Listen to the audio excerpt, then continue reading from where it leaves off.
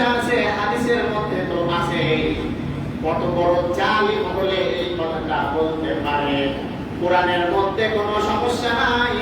কোরআনের কথা আল্লাহ রাব্বুল আলামিন বলতেছেন, যালিকাল কিতাবু লা রাইবা ফিহি।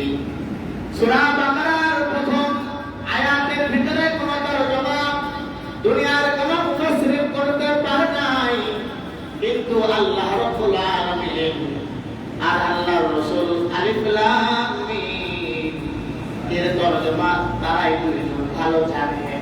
কিন্তু যালিকাল কিতাবু লা রাইবা ফিহি পরের আয়াতের মধ্যে আল্লাহ রাব্বুল আলামিন বলেন, এই বান্দা, কিয়ামত পর্যন্ত চ্যালেঞ্জ করলাম, আমার কোরআনের মধ্যে যদি একটা ভুল ধরতে পারো, যদি ভুল ধরতে পারো তাহলে আমাকে ভুল ধরে দেখাও, আর যদি ভুল ধরতে না পারো তাহলে ঈমান এনে তুমি মুসলমান হয়ে যাও।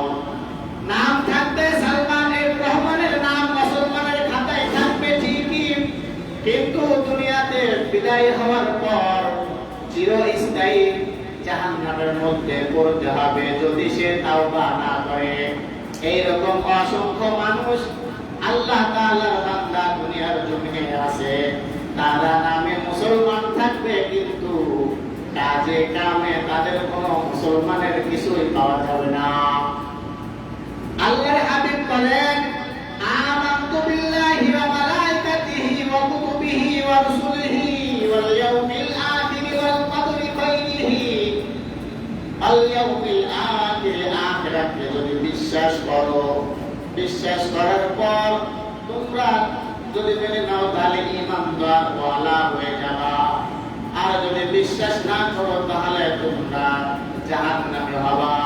ওয়া মালাইকাতিহি ওয়া কুতুবিহি ওয়া রুসুলিহি ওয়াল ইয়াউমিল আখির ওয়াল কদরি খাইরিহি তাকদীর। এই কমাল তাকদীরের উপরে কি আছে একমাত্র আল্লাহ তাআলা, কেউ জানে না।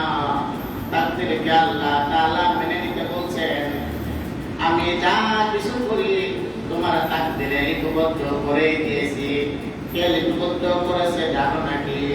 আল্লাহ তাআলা বলেন, নুন আল কলামি ওয়া মা ইয়াসতুরুন। আমি একটা কলম বানাইছিলাম, কলম দ্বারা তাকদীর, মানুষের তাকদীর লেখা হয়েছে।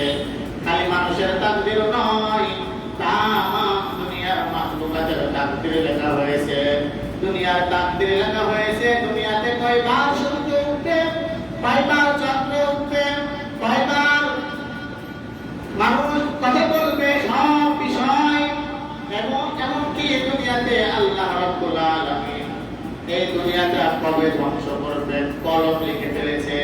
এই তাকদীর খণ্ডন করার মতো কারোর ক্ষমতা নাই। এই তাকদীরকে তোমরা মেনে নাও। আল ইয়াউমিল আখির ওয়াল কদরি খাইরিহি ওয়া শাররিহি মিনাল্লাহি তাআলা। আল বাসি বাদাল মাউত। তোমরা যে মারা যাবা, মৃত্যুর পরে তোমাদেরকে আবার পুনরায় তোলা হবে। একদল মানুষ বলে, না না, আমাদেরকে তোলা হবে না, মাটির সঙ্গে মিশে গেলে আল্লাহ খুঁজেই পাবে না। বুঝতে পারবে? 100% তুলবে। এই সাতটা বিষয়ের কথা আল্লাহ রাব্বুল আলামিন বলছেন যে যদি মেনে নাও তাহলে ঈমানদার, আর না মানলে বেঈমানদার। আর বেঈমানদারের তো জান্নাত নাই, জাহান্নাম ছাড়া। এই জন্য আমাদের ভিতরে যখনই কোনো কুফরির ভাব আসবে তখন আমরা সকলেই আউযু বিল্লাহি মিনাশ শাইতানির রাজীম আর ঈমানি মুফাসসালটা পড়ব ইনশাআল্লাহ। আল্লাহ তাআলা আমাকে সহ আপনাদের সকলকেই আমল করার জন্য তৌফিক দান করুন। আমিন।